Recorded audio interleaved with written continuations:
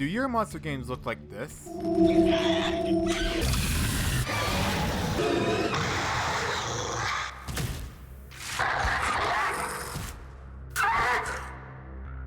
I've already made a guide for teen, so if you haven't seen that yet, I recommend you watching that before you watch this video, as I will be skipping over some details on the teen side.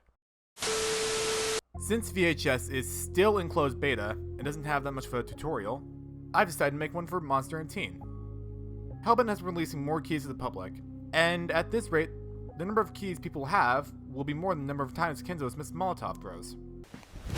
Emotional damage!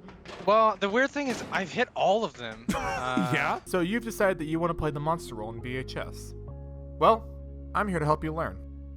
Hi, I'm a random nerd, and this is how many hours I have in VHS now. Monster is definitely not as complex as Teen, but isn't the easiest thing to play in the world either.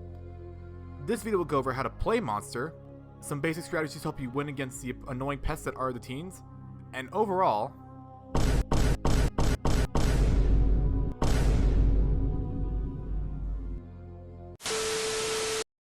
I've already stated these points in my other guide, but I'll go over them again.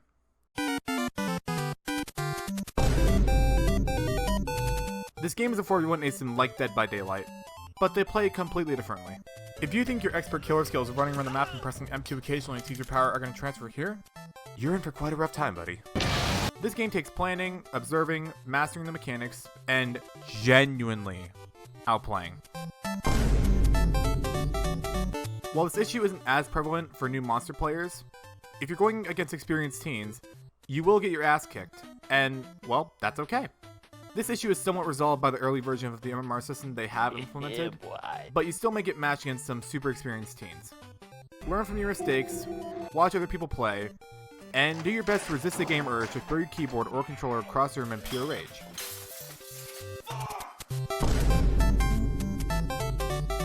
This game is in beta and has issues. If you get your hopes up too high, you may be disappointed when this game doesn't solve every gaming issue you will ever have. Just be realistic with your expectations, and you'll have a much better time. Now, let's get into the basics, shall we?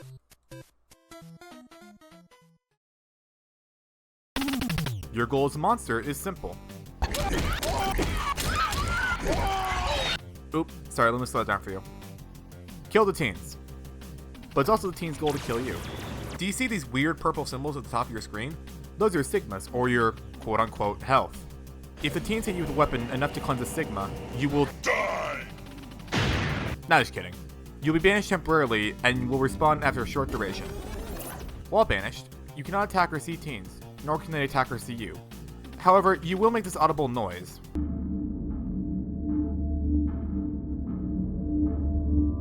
As well as a tape recorder sound when you respawn.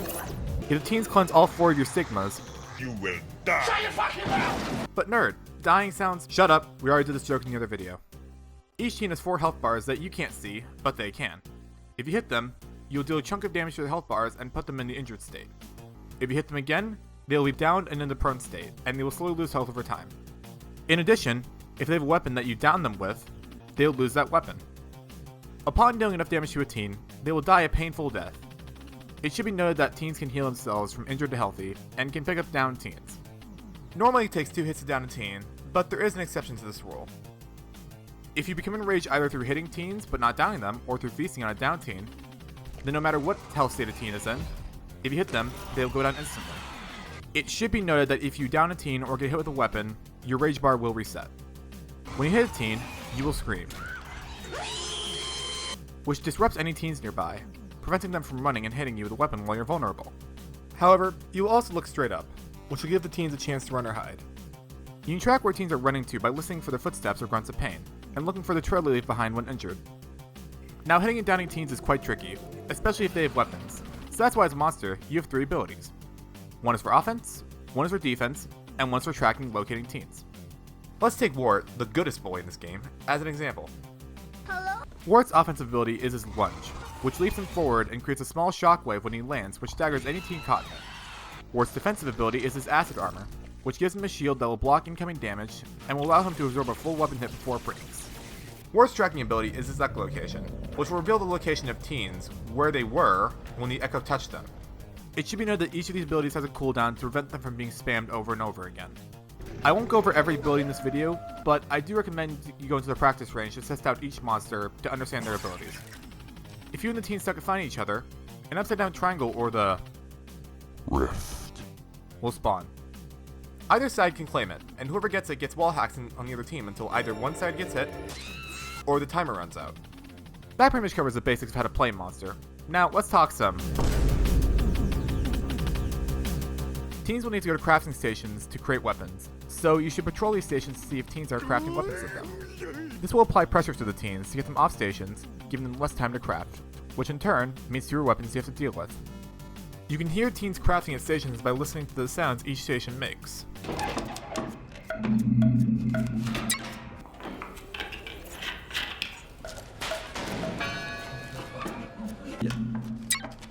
Aha! When chasing a team, you should pay attention to your surroundings.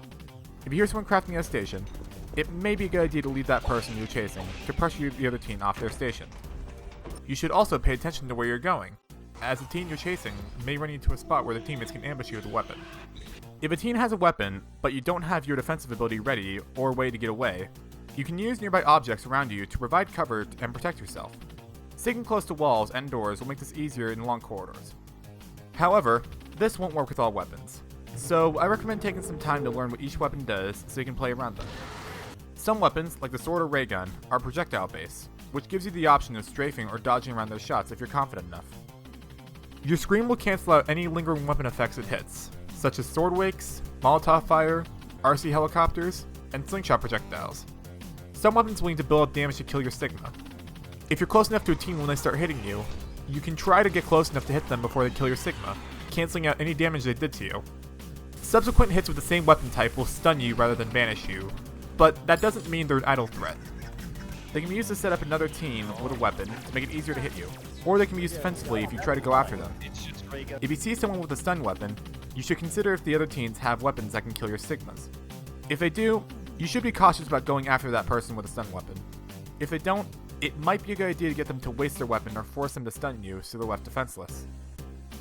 The most important thing to realize is that you aren't dead until your last Sigma is cleansed.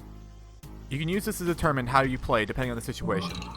For example, if you have 4 Sigmas left and 2 teams are dead, you should start playing more aggressively.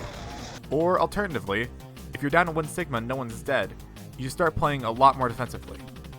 This game is a constant battle of tug of war between the monster and teams. And when the teams have the advantage, it's up to you to take the advantage back or maintain your advantage when you have it. I recommend playing and understanding both sides of the game so you know what each side is capable of. That pretty much covers the basic strategy I have to offer, but there is one more thing I do need to discuss.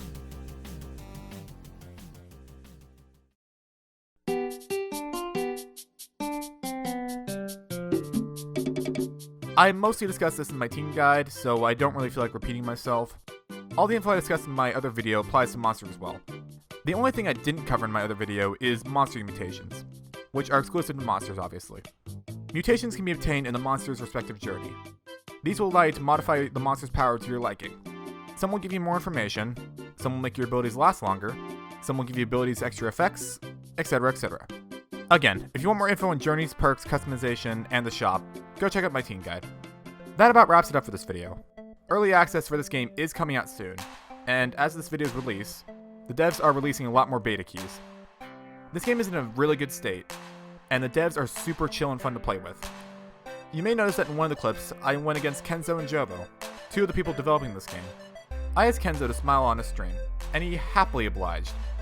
Just look at that beautiful smile. This game will be completely free to play, and I can't wait to play it with you all. I'm live on Twitch every weekend at 7:30 p.m. Pacific, if you want to drop in and say hello. If you like this video, please consider liking and subscribing. I'm not going to force you to, but there's always that option. Thank you all for watching, and I hope to see you all in game. Have a good day, y'all.